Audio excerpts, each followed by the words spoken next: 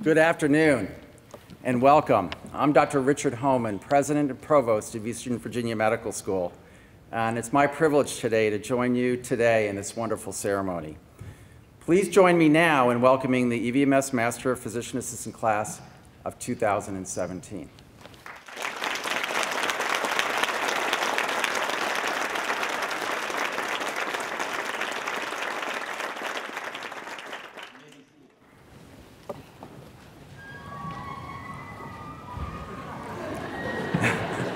A lot of squeaks. Well, it's great to see the wonderful faces on family members, friends, and the anticipation of all of our students this year, anticipating their careers in physician assistants. As you know, we're called Eastern Virginia Medical School, but we're more than just a medical school. We have a school of health professions that's larger than the medical school. And the physician assistant program plays a very important role, not only at Eastern Virginia Medical School, EVMS, but also in providing the opportunity to deliver the healthcare needs of the nation in the years to come. I'm a physician, and I've worked with PAs for most of my career. And I can say it's going to be even more essential in the next 10, 15, 20, 30 years that we train highly qualified physician assistants to provide opportunities to be able to complement and supplement the physician workforce. Because you see, there are not going to be any more physicians produced than what we produce today. So the country is going to rely on you, our class of 2017, to help fill the healthcare needs of our nation. And you've selected an outstanding program. It's one of the top 10 in the United States. We know that you're highly qualified. You've had many, many clinical experiences and academic accomplishments to get to the place where you are today. But remember, in the future, your goal now is to take care of patients and be the best physician assistant you can be. Grades and all your accomplishments to date are terrific, but now your next obligation is for your patients. So my charge to you is to be the best PA you can be for your future patients over the life of your careers. And I can say, without any doubt, that you have absolutely outstanding faculty members to mentor you through that process. They are dedicated, skilled, humble, and accessible. And I can tell you, having worked in other health sciences universities, that's a very rare combination. So I know you're going to be taken care of not only in an educational standpoint, but also to be mentored throughout your career. And EVMS has a wonderful culture as well of collegiality, of excellence, integrity. I think you'll find it to be a challenging 28-month curriculum, but an enjoyable one with many of your friends for life sitting next to you here today. So congratulations on your accomplishments. Congratulations on everything you've done today. But most importantly, I want to congratulate you on the work that you will be doing throughout your career as physician assistants and in the curriculum at EVMS. So welcome to EVMS, and we look forward to working with you in the future. Thank you.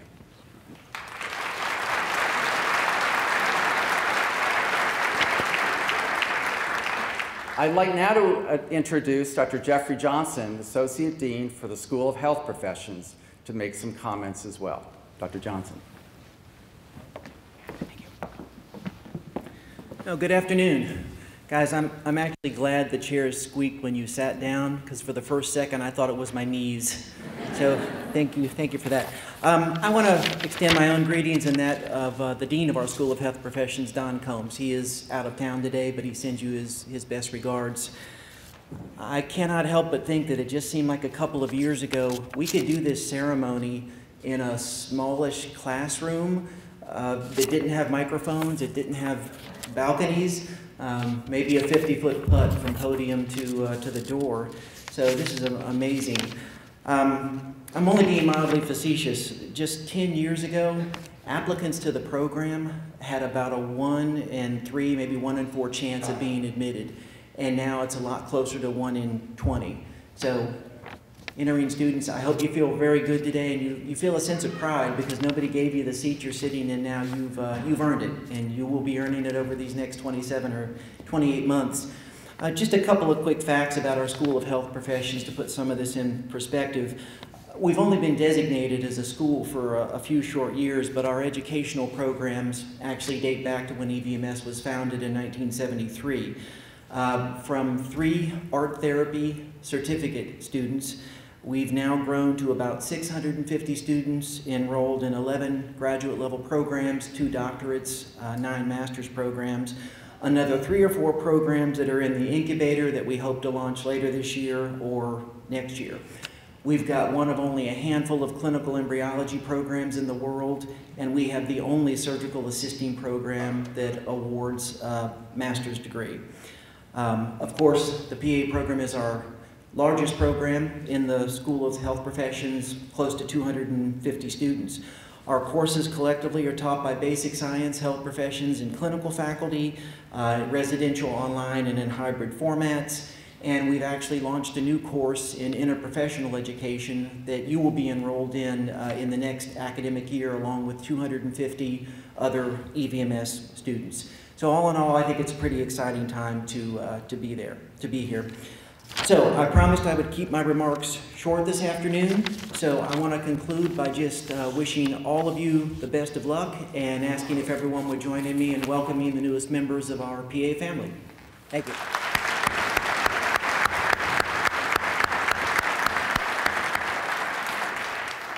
And now I want to introduce Dr. Tom Parrish, professor and the director of our physician assistant program.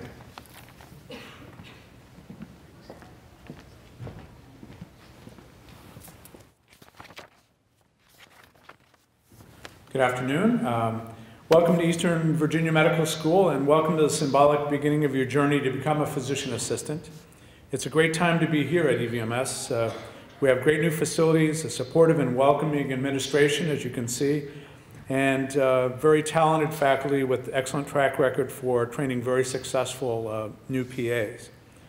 The PA profession is a young profession when compared to medicine or nursing. On October 6, 1967, the first 3 PA students completed their training at Duke University. This October, the PA profession will mark its 48th anniversary, and from that initial program and 3 graduates, your new profession has grown to about 190 PA programs with more than 7,000 graduates each year. And so far, a little more than 105,000 PAs ever trained. The need for additional PAs is so great that there are more than 70 schools around the country with PA programs in development. Last year in the U.S., in collaboration with their supervising physicians in virtually every medical specialty, PAs provided care to more than 300 million patients. In spite of that, in the United States, we are going to need every PA that we can train. An aging population, advances in the care that we have to offer, retirement of baby boomer clinicians, and increasing numbers of Americans with health insurance will all be factors in ensuring that each of you will have excellent opportunities for employment after graduation. The U.S. Bureau of Labor Statistics reports that job growth for PAs will be much faster than average for all jobs over the next 10 years. Last summer, Forbes magazine ranked the PA profession number 3 on their list of top master's degree for jobs. Here at EVMS in the past few years, each of our graduating students has had at least 1 job offer before they graduate.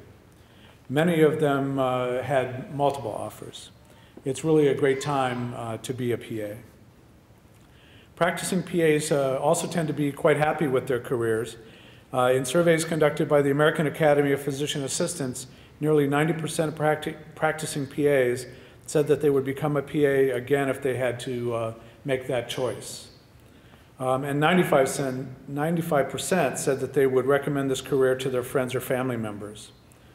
In a survey conducted late last summer of our own graduates from 2001 through 2014, 100% of respondents said that they were satisfied or very satisfied with their careers as a PA. That wouldn't be a universal response from other health professions. So you have selected your career very wisely. Over the next 28 months, the program will be a challenge to most of you, and it may also be a bit of a challenge for your friends and family, as we'll be keeping you quite busy with your schoolwork. But in May of 2017, you will have earned a rewarding career and a new way of life for yourselves and your families. The ceremony here today celebrates your transition to that new career, and it's my pleasure to welcome all of you to the PA program, as well as to this wonderful profession. One of the nice traditions here in the PA program is that we connect our incoming students each year to one of our current students. So each of the members of the class of 2017 was assigned a mentor from the class of 2016 back in the early fall. This arrangement allows the incoming students to have someone on campus that they can contact for questions about Hampton Roads, housing, equipment purchases, and just what it's like to be a PA at EVMS. This arrangement often fosters lasting friendships. That relationship will be part of our ceremony today, as the class of 2016 mentor will assist their incoming student in wearing their white coat for the first time. To continue with the ceremony, I would like to welcome Jason Graham, an associate professor and our director of admissions, to the podium to talk to you about the significance of the white coat. Please welcome Professor Graham.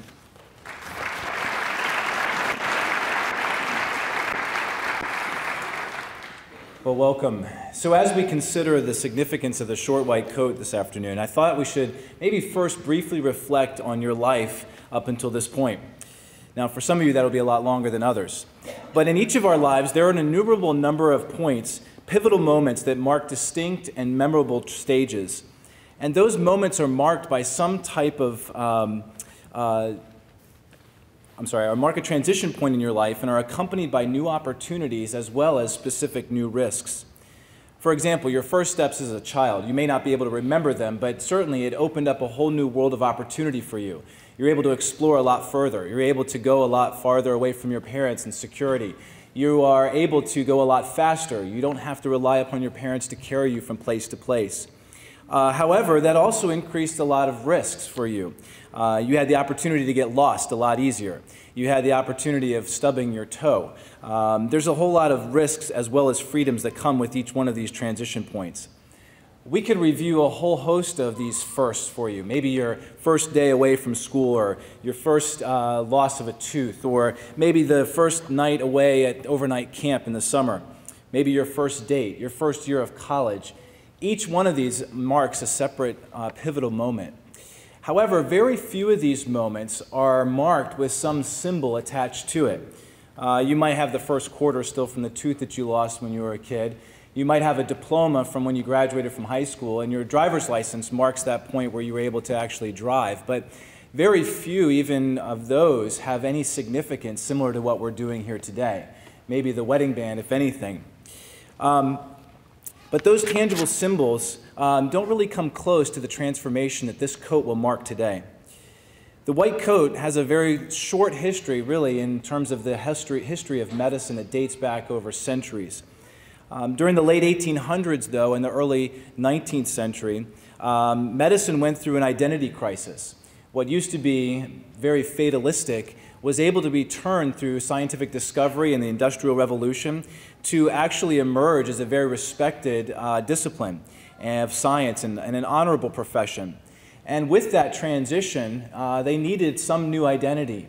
And so what they decided to do was to adopt the white lab coat of the laboratory to replace the black attire that had been associated with the healing arts for many centuries. And over time, the white coat became one of the most recognized symbols of modern medicine.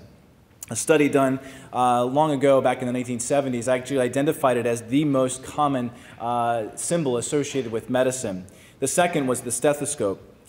At one point, a survey done showed that over half of patients expected that their physician would wear the white coat.